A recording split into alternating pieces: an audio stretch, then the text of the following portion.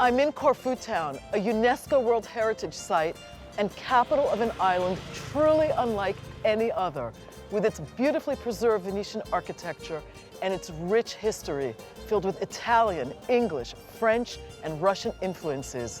We put plenty of parsley. I'll cook sofrito with one of the island's best-known local cooks. Everything is covered. And in the kitchen, I'll make tsigarelli, braised greens with tomato and feta. I want to convince you that you can even eat greens as a main course. Burdetto, a garlicky fish and leek stew. Ready for Operation White Grouper removal. And pasticcio venezianico. The whole idea of the pasticcio venezianico is make something very special, basically out of leftovers. Join me on my Greek table as I explore the fascinating food and culture of Corfu.